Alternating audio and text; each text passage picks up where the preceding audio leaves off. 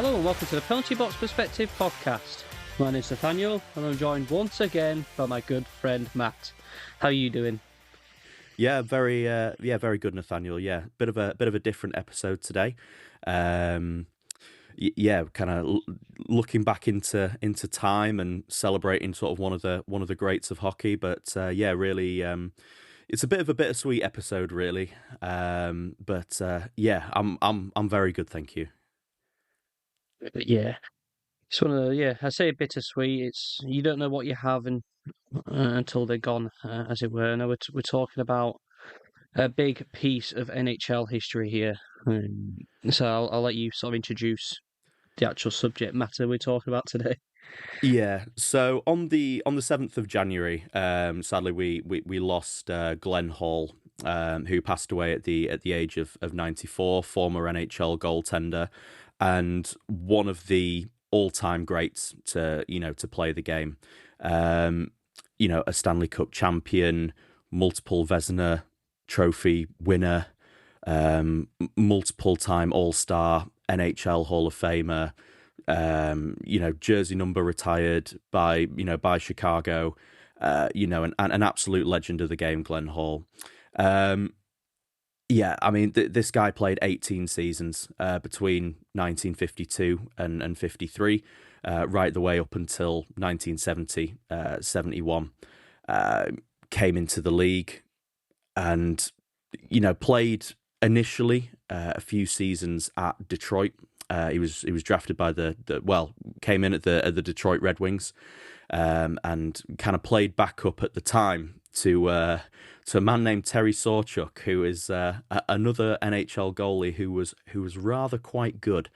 A super impressive goalie, Terry Sawchuk, but he ended up, once he got himself into a regular starting position in 1956, won the Calder Trophy as the league's best goalie, played every single game in that season, recording 12 shutouts. Now, obviously at this time, the NHL, I think they were still in the period where they only had 6 teams, so the season was a bit shorter, but they just played every team numerous times over the course of the season. But I think it goes to show how much hockey's changed, in the fact that back then, a backup goalie was truly a backup, because generally speaking, your starter would play every single game. Yeah, relate it to football in the UK. Your backup goalkeeper's probably the best player on the team in search of like career prospects, because you can just sit on the bench and rack up your big money salary and never actually play a game. But obviously modern hockey these days, every player plays a substantial amount of minutes, so it's a good look back in the past. Obviously he played a long time before we were even born, which is why we think it's great to talk about somebody like Glenn Hall, because he really was a pioneer for the position, as we'll go through. He was a fantastic player.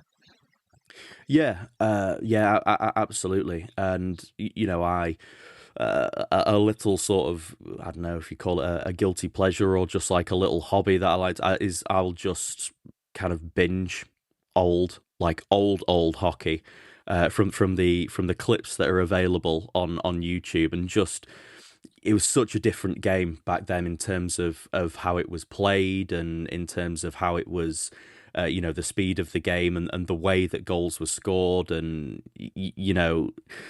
even goalies then, they didn't sort of adopt the kind of modern positioning that we know now. They more or less just stood up straight and tried to get something on it. But he was traded to Chicago in the 57-58 season. The team was named slightly differently. They were still the Chicago Blackhawks, but it was the Black Hawks. There was a space between the two. So he was traded to Chicago along with Ted Lindsay, who's another Hall of Famer, and another guy who's just an absolute beast. And he won the Stanley Cup with Chicago in 1961, and played a massive part in them winning that. Backstopped them over the course of the season, um, and played a massive role in them being able to win, their first cup in many years. So it was, was massive for him, and really cemented his legacy already in Chicago. Wearing the famous number one jersey. I mean, again, with jersey retirements and things, especially the original six teams, or the few teams that joined the next wave of expansion, the six teams that joined afterwards. A lot of those teams have the number one jersey retired because of a legendary goaltender that played, and that is absolutely the case for Glenn Hall. Had great years in Chicago, won the Vezina in 1963 with Chicago as well, before he ended up in St. Louis in slightly kind of, I think slightly bizarre circumstances, I think, Nathaniel. Um, Obviously, the way back then, obviously, you mentioned already how there's the original six NHL teams, and over time, uh, obviously, teams have expanded. The league's expanded, more and more teams, and now we're up to 32 and counting. Um, but back in 1967, there was an expansion draft for St. Louis and the St. Louis Blues, and that's where they started. Now, as far as I understand, Glenn Hall was set to retire um, after a long career in Chicago, lots of success. But he ended up getting selected. He ended up getting unprotected by Chicago, so that another team could pick him. But I think that was predominantly because they thought he was going to retire. But St. Louis picked him, and he stayed on. Yeah. I think it took everyone a bit by surprise. I think he was, like you said, due to retire. St. Louis ended up offering him, they made that intent by making him, he was their first pick in the expansion draft. So, a real kind of statement from them. They really wanted him there, and they offered him at the time what was a $47,000 a year salary. I'm not sure how that quite equates to to modern figures, but it was around double what he was earning at Chicago. So I think they approached him with that offer, and he went, "Yeah, I think I can stay on and play a few more years if you're going to double my salary." So so he played for St. Louis in a goalie tandem with Jacques Plante, who again is another another Hall of Fame goalie, another absolute legend of the game. Played with Montreal before that, and they were Stanley Cup finalists in their first season. The St. Louis Blues. Now they didn't win it, and I think when they did the first expansion and six other teams joined the league, they had the original six in one conference. They had the expansion teams in another conference, and I do think that the six expansion teams were a lot weaker than the original six. So kind of by default, one of those expansion teams had to reach the cup final because of how the conferences worked and the playoff format. But nevertheless, he was a Stanley Cup finalist again, and they won the Vezina again in 1967. As well as in 1969 with St. Louis as well. Now, I do think the Vezina Trophy was awarded slightly differently to how it is now, as opposed to it being like voted as the best goalie. It was given to the goalies who conceded the least amount of goals, which I think now is the Jennings Trophy. So it was just awarded in that regard, and he shared the Vezina Trophy with Plante in either 67 or 69. I can't quite remember. But then again, the year afterwards in 1968, year after going to the Cup final, he was the Conn Smythe Trophy winner as well as the best player in the playoffs, despite them not winning the Cup, which is a bit of a rarity. I think, you do tend to see the Conn Smythe Trophy winner does tend to be, someone on the winning team because they're the MVP of the MVP of the playoffs. You think, Sam Bennett in the recent, in the most recent year, obviously played a massive role in Florida winning the cup there. And it was St. Louis that he stayed in until he retired at the end of the 70-71 season, before eventually becoming he's got his name on the cup again as a goalie coach in 1989 with Calgary. And he does actually, so despite kind of winning one cup as a player, he does have his name on the cup 3 times. He did get his name on the cup with Detroit when he was there. But he just hadn't played a game for them yet. But he was still on the roster as a backup, so he hadn't actually played. But he got his name on the cup, and I think there's quite a funny story that I think he was that unknown at the time that they just got his name completely wrong. I think they had his name down as Glyn Hill. So again, just clearly knew nothing about the bloke. And couldn't even get his name right when they etched it onto the cup. They ended up changing it and kind of making the adjustment to put Glenn Hall on it, but then they only put one N as opposed to the 2 N's that his name has. So I bet that's a collector's item. I bet if there's the original trophy with this Glyn name on it, that'd be such a prize collectible for somebody out there. Oh yeah, absolutely. But yeah, has his name on the cup 3 times, but kind of technically won one as a player, and then was a part of the coaching staff on another. So an absolutely. I have to go and check. Sorry. Go on, sorry. So I thought you were about to move on. So before we do, I was going to jump back into the salary question because I was intrigued as to what $47,000. I assume it's dollars, United States dollars. So I thought I should do a bit of a check of how much that is now. $456,000 is what that's worth these days. So I mean, it's still like half of what the minimum contract is now. However, back in 1967, I mean, you can't argue with that. That is probably a ridiculous amount of money. Yeah, I'm sure he was able to live very happily on a $47,000 salary. So no, that's absolutely terrific. But yeah, a storied career. Tons of hardware and trophies to go with it, and ended up with his jersey being retired in Chicago as a result. In 1988 that happened, so that was after his Hall of Fame induction. Now, before we move on to sort of some more about Glenn Hall, we've actually got really fortunately, massive shout out to Jay Zawaski at CHGO, the CHGO Blackhawks podcast. I've spoken to him.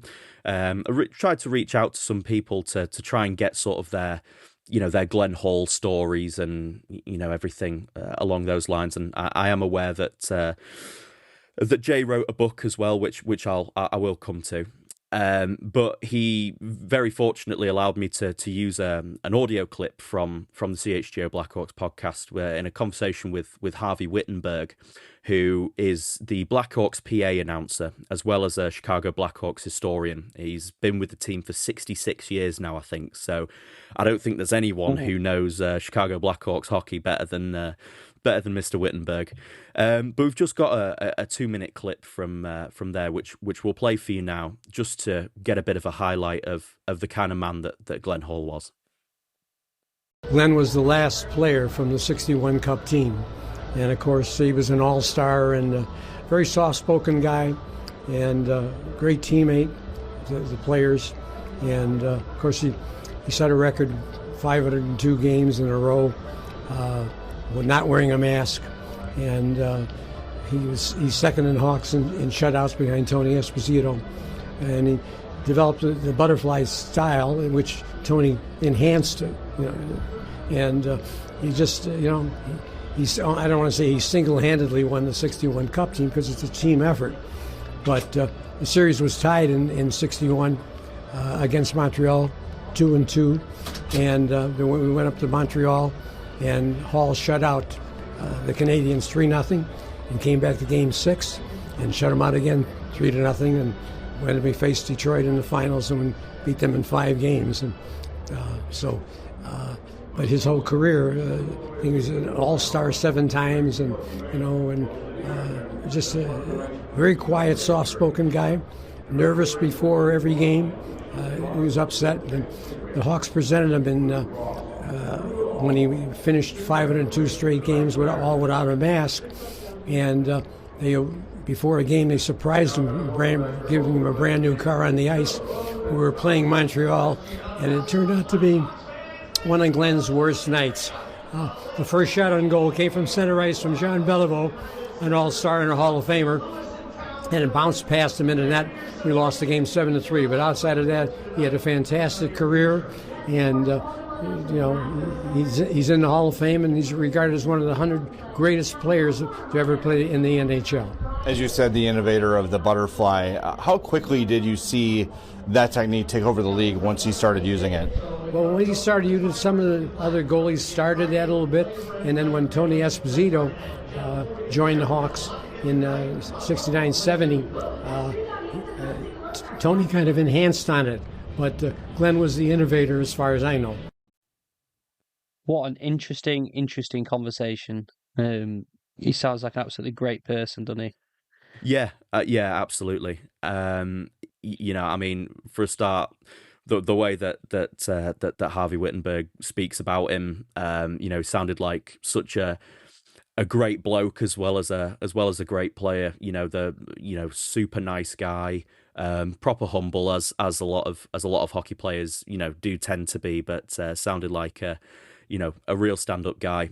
And again, the last player remaining from that 61 Cup team in Chicago. So a shame that there's now no one left from that team. But again, an absolute legend. And I think there was certainly a few points with the with the Ironman streak and everything that we were going to touch into next. So it was a great little transition there from Harvey Wittenberg, and again, all credit to CHGO for allowing us to use that.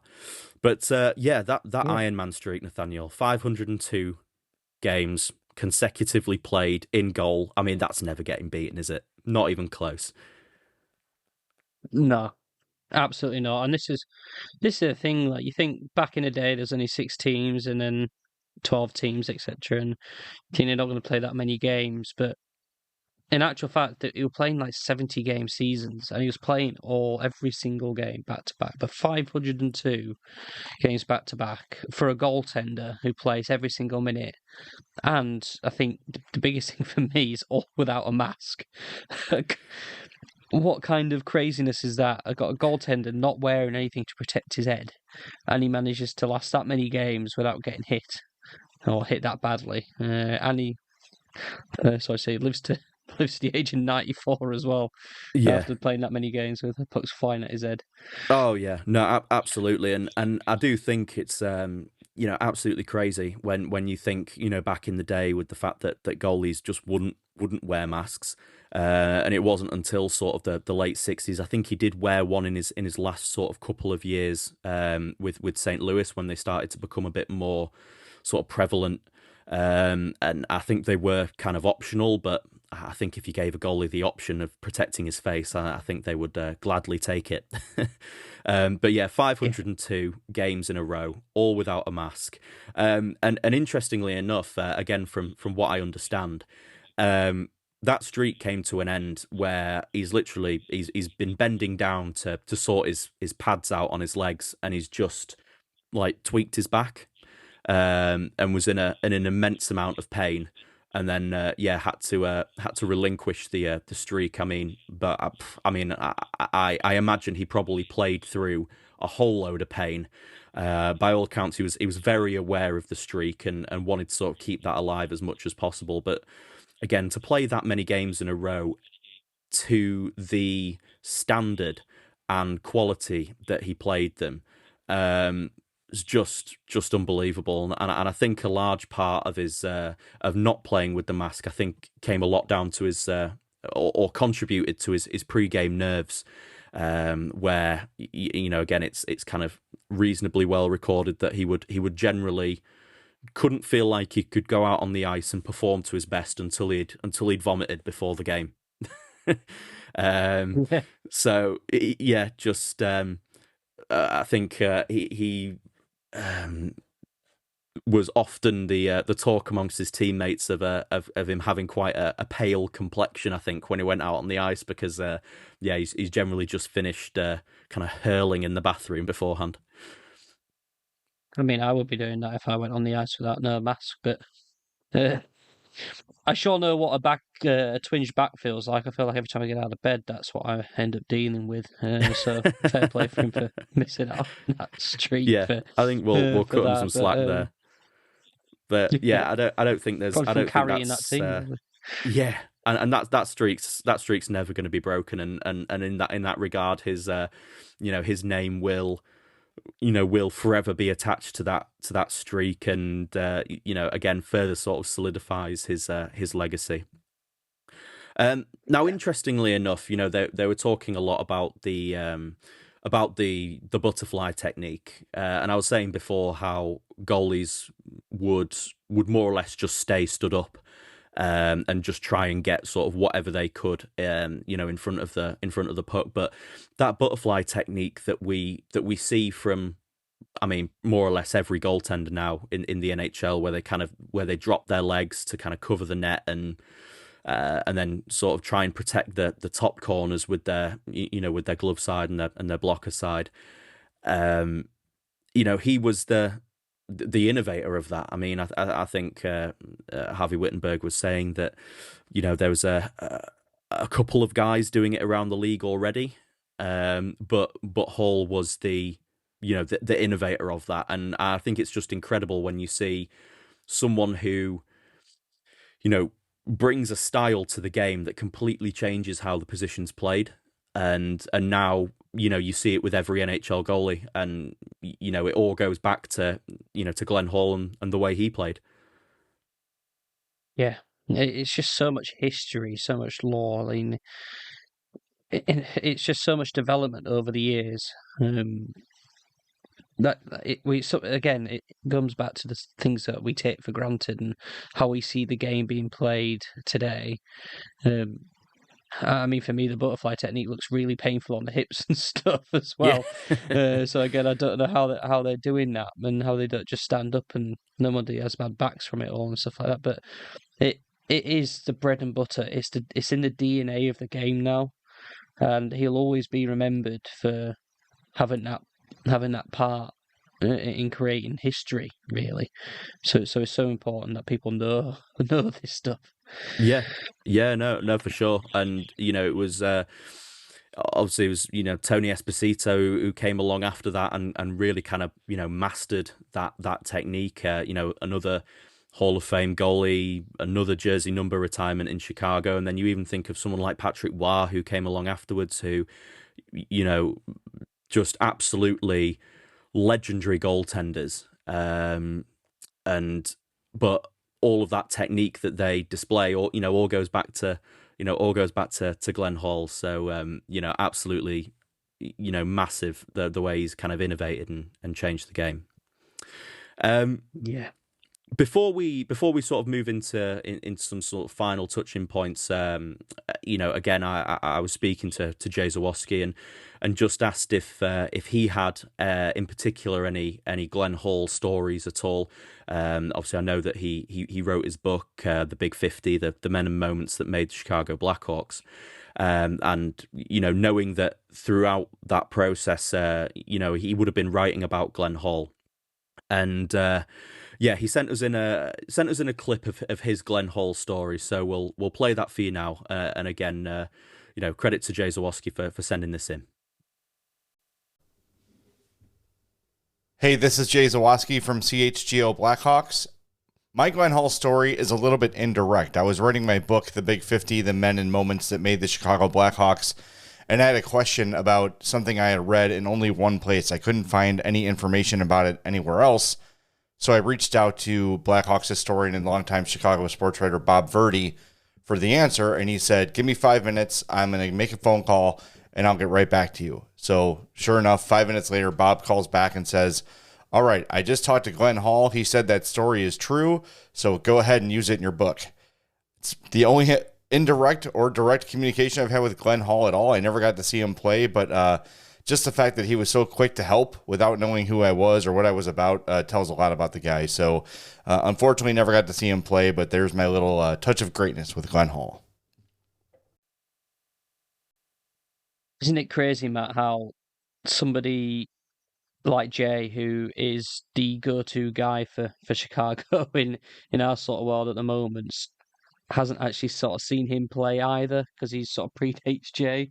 But it's just such a touching thing how he was willing to help Yeah. anybody. Yeah, Yeah. absolutely. I mean, I'm not trying to age Jay in any way, shape, or form. Wouldn't have expected him to see him play. But absolutely massive that and massive from Bob Verdi as well. The another Chicago Blackhawks historian.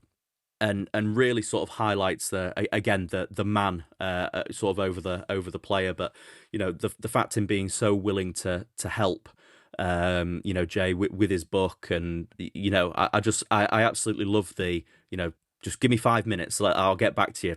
Yep, just got off the phone with Glenn Hall. That story's true. Go use it for your book. We will post a link to Jay's book, The Big 50, the men and moments that made Chicago Blackhawks. We'll post a link to that in the episode description. It's available in paperback as well as in Kindle format as well. Kind of available from the US. And if you get in touch with Jay directly via social media on X or anything like that, just from having listened to him speak in the past, I think he's even got a few signed copies as well. So any Blackhawks fans out there that want a good read, then by all means check that book out. But no, massive thanks, Absolutely. Jay. Thanks for sending that in, mate. Really appreciate it. Absolutely, thank you very much. One thing I wanted to say is, as a true Wikipedia aficionado and loves deep diving and reading about history and things like that, nothing quite beats speaking to people and understanding, just having a conversation about the history. There's one thing about reading it as well, but also listening to it. So make sure you listen to his CHGO podcasts as well about it. And if you're ever fascinated in stuff, seek out, listen to the conversations, listen to the people who've spoken to them, because you get a lot more feel for it than you do by just reading it as well. Yeah, amen. So I mean, just looking at the career stats of Glenn Hall, I mean, you look at these, you look over his career. He had a 918 save percentage, a 250 goals against average. Recorded 84 shutouts as well as chipping in with 9 assists over the course of his career as well. Those are numbers that would hold up well in the NHL today. And yes, I know the game's played differently in terms of the power of the shot and the speed of the game and everything like that. But those statistics, especially when teams did score a lot more goals because there was a lot less padding on the goaltenders. There was a lot more space for them to aim at. Generally speaking, a lot of the time that the goalies were stood up. Further goes to show how effective that butterfly position was, for Glenn Hall, and to record 84 shutouts over his career as well. It's crazy that that's still second in all time for the Blackhawks. Only topped by Tony Esposito. That is absolutely massive, and what impressive stats, for over his career. Yeah. Look at any sport and history, and you look at the best players of all time and things, and stats and records are broken constantly because the game evolves. So more games being played, or the quality of the game improves or declines in certain elements of it. But I must say, when I was looking into Glenn Hall and his stats, I was taken aback by how good they actually are in comparison to modern day. I wonder how many NHL teams would die for a goaltender like him now, like him in his prime in today's game. I think they'd still be clamoring to sign him with those stats. But what took me a bit also by surprise is his penalty minutes, Matt. Yeah, I mean, obviously in the penalty box perspective, we couldn't not touch on his penalty minutes, but yeah, managed to pick up 98 penalty minutes over the course of his career. For what, I have absolutely no idea. Maybe just getting a bit feisty, or maybe the odd trip every now and then. But yeah, 98 penalty minutes. So yeah, that's he gets the penalty box perspective legacy award there for for penalty minutes, and I have no doubt when as we progress with the podcast, we will be looking back into other legends of the game, and seeing how their penalty minutes stack up. But very impressive for a goalie nonetheless. Absolutely. What a player! I wish I was around to have seen him play it. That's for sure. Yeah, absolutely. His career was recognised in 1975 when he was inducted into the Hockey Hall of Fame. Only shortly after his career ended as well, which again I think goes to show just how recognised he was, and the impact that he had on the game to be inducted 4 years after his retirement. Some guys wait 15, 20, 25 years to be inducted, and then, as said before, he had his the number one jersey retired in Chicago in 1988 at the old Chicago Stadium. Now, when the NHL hit its centennial season in 2017, they did a list of the NHL's 100 greatest players, of the last century, and I don't think it was in any particular order. I think it was just done. These are the 100 greatest, and he was well in that conversation with a few other goaltenders. But again, when you think of how many guys have played in the NHL, between 1917 and 2017. To be named as one of the 100 greatest is again another massive achievement. So yeah, what a player, what a man, and will be sorely missed by the Detroit, Chicago, St. Louis families. What a legend. Absolutely. And it's players like Glenn Hall as to why I think people are so fascinated by driving through statistics per season. These silly stats that we constantly tracking, is that we're trying to capture the greatness as it's happening. Like with Glenn Hall, we're reminiscing about his great career, and who's to say that in 50 years' time we're not looking at Connor Hellebuck's year last year as one of the best all-time goaltender seasons, and the impact he may have on the game. For example, I've just pulled his name out of the hat. You could name it for any of these players, through any generations, and it's just great now when we think about the players and the people that we've lost, that we right now are currently obviously watching history being made, and we might not actually recognise the impacts that these players are having on the story of the sport until later on. So I don't know what the ultimate message here, but just when you're watching hockey and learning the sport and learning the players and knowing all of that, just keep in the back of your mind that we might be watching something historical unfold right before our eyes. Yeah, and I couldn't echo that more. I mean, every now and then you see players come along who redefine the sport. I mean, Glenn Hall. I mean, Dominik Hasek, when he came into the NHL, he completely redefined the goalie position again. With his kind of acrobatic saves and everything like that. And when Bobby Orr came in and to the Boston Bruins and completely changed how defensemen play the game, and he was the kind of original offensive defenseman. And we're seeing it in real time with the likes of Connor McDavid, the ability that he's able to play with, and the speed and the skill, and how powerful he is as well. Ovechkin, we're missing Ovechkin.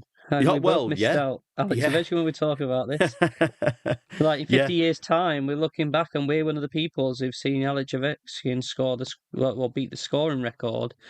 And who knows when or if that old record will get broken. I imagine it will do in future when they end up playing 160 games a year or something daft like baseball. when there's Um, 68 NHL teams. there's 68 NHL teams and there's now 700 days of the year and stuff like that. I don't know, but um, but this is a thing like we've witnessed, and I don't think that was understated by any means. I mean, they stopped the game halfway through to present an award to him in the middle of the ice, in the middle of that game. So I think everyone knows and appreciates what momentum that is. But that is history right there. And this is when we talk about Glenn Hall. This is almost akin to that for me, but in the past. But obviously, we're not there, so we don't feel that exact same emotions. Yeah, no, for sure. Look, we'll wrap up the show there. But again, before we kind of end it here, again, a massive thanks to to Jay Zawaski from CHGO Blackhawks. Go and follow them on X and go and check out their podcast. I mean, I've listened to every episode since it came in, but really great coverage of Chicago and really knowledgeable guys doing it there. And please go and check out Jay's book, The Big 50, the men and moments that made the Chicago Blackhawks. So yeah, massive thanks there. Anything further from yourself, Nathaniel? No, enjoyed Lovely this stuff. episode. Have a deep dive in a bit of history. Love it. Yeah, absolutely. And by all means, if there's anyone that you want us to take a look at, and deep dive some more historical careers, then please do get in touch with us and let us know. As always, guys, you can get in touch with us on X and Instagram at the PBP Podcast, and you can also reach us on via email at penaltyboxperspective@gmail.com. If you've got any thoughts or feelings on the show, or you want to, you want to just even chat to us, or give any recommendations or anything like that. If you want to give us a 5-star review on either Apple Podcasts or Spotify, then again, that would be massively appreciated. You can also check out the YouTube channel on the Penalty Box Perspective there as well, where we upload the podcast in audio format. If you want to go and subscribe to us there as well, that would also be massively appreciated. But thanks for being with us on this one. Rest in peace, Glenn Hall, and thanks for a stellar career.